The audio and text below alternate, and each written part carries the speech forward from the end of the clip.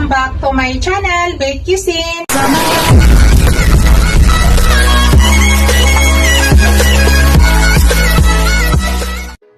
Hello guys! Today's video guys, I want to share with you. Magluluto tayo guys ng paksiw na isda.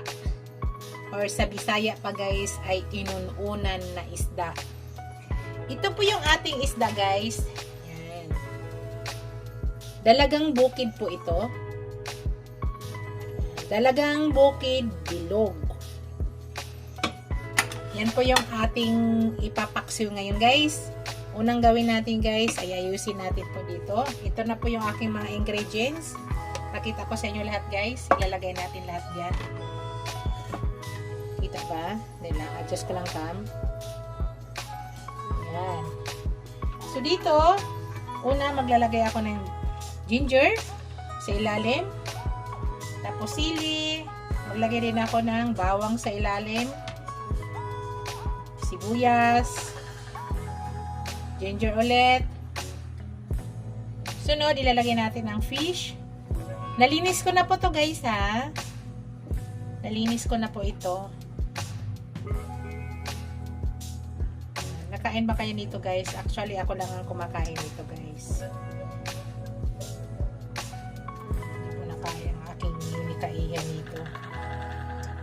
So, hindi tayo pwede makisabay sa ulam nila. So, yan ang gawin natin. Tapos, ilagay na ulit natin yung ibang ingredients. Isama na po natin lahat. Ito guys ha, yung version ko ay lalagyan ko po siya ng eggplant. Lalagyan natin ng eggplant guys. Or talong. Yan, mayroon pa siyang kasamang labuyo.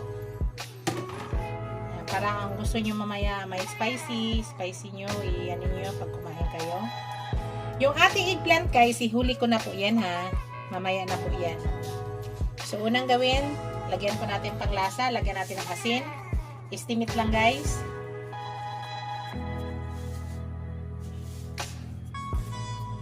Estimate lang muna, tapos mamaya mag-add tayo. Tapos maglagay ako ng crack na paminta. Pwede rin kayo maglagay guys ng brown black pepper, crack, nasa inyo po.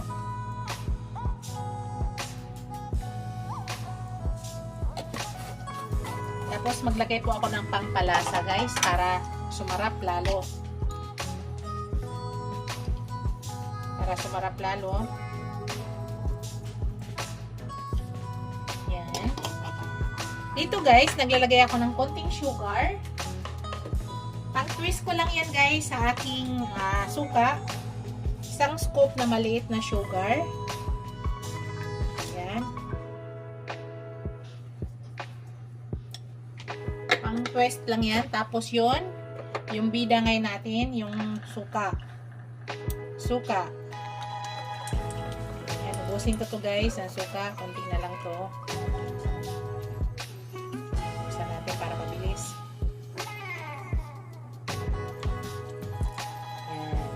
Maglagay din ulit ako ng suka guys. Puro ibang suka ang gagamitin ko.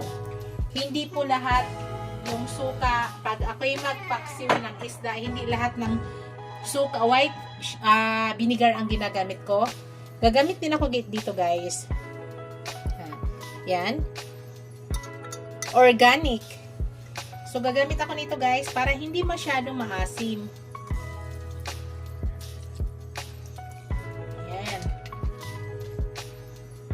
Maglagay tayo ng konting tubig.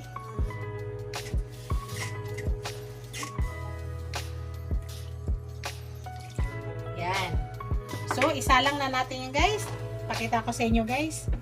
Yung ating eggplant is mamaya na po natin ilagay yan. Ha? Later na po natin ilagay yan.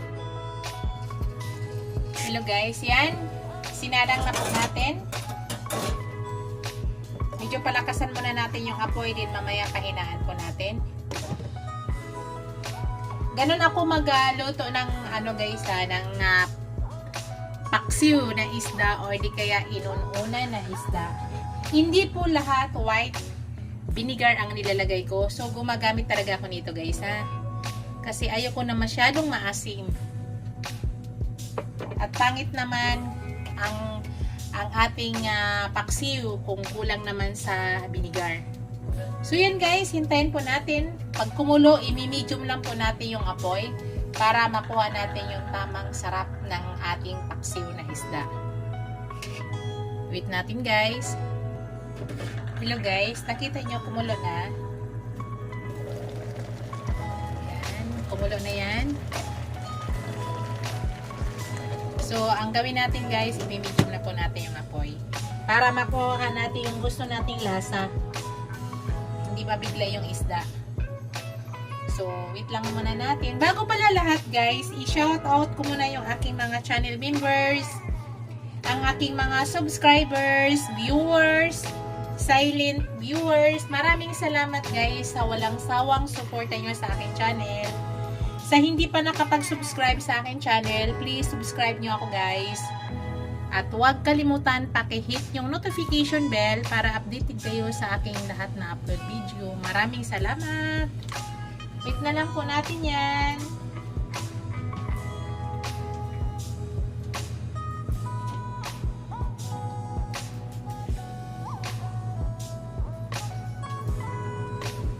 Check natin guys.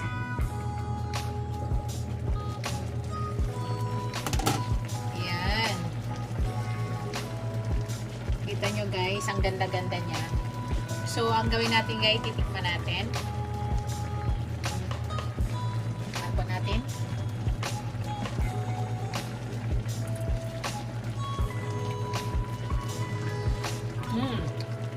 Sarap guys. Sarap na sarap. Kulang lang ng konting salt. So, mag-add tayo. Add tayo ng konting salt guys.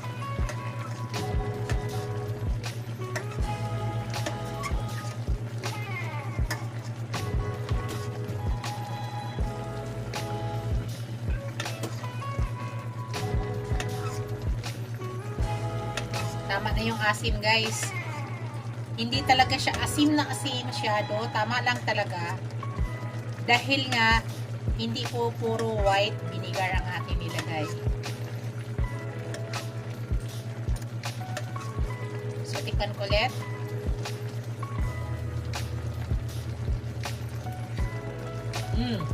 Tama na guys. Sa ngayon guys, ilagay ko na yung aking eggplant. Napakaraming eggplant ko guys. Optional to guys ha.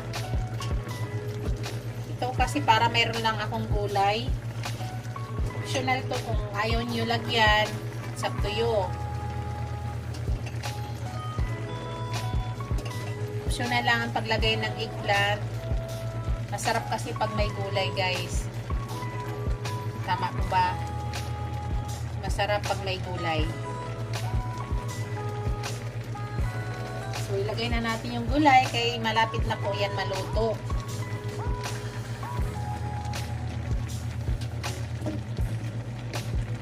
Gusto ko kasi sa paksiw na isda guys, may eggplant. Kahit adobong paksiw, gusto ko rin may eggplant. Dami guys, no? Actually, 2 piraso na eggplant guys is magkano yan? 80? Malaking eggplant to guys. So, takpan natin guys at lutuin po natin yung eggplant same times para maluto, lalong maluto yung ating fish. Pero yung fish natin is malapit na po talaga yan.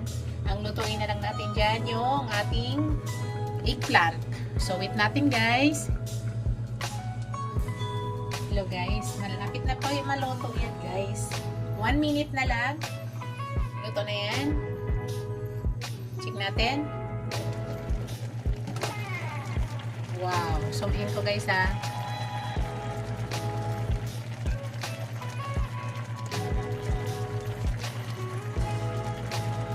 Yan guys. Napakasarap. Yan. Ang ating eggplant ay luto na yan. So luto na siya. Umilalim na eh. Tikman pa natin ulit. Sarap guys. Super sarap. Sa ngayon guys, i-off na natin yung ating apoy. Yan na po yung aking finished product guys. Yan na po yung aking paksiw na ista with eggplant. Thank you for watching guys. Don't forget to like, comment, share, and subscribe to my channel. See you in my next video guys. God bless us all. Bye! Bye guys!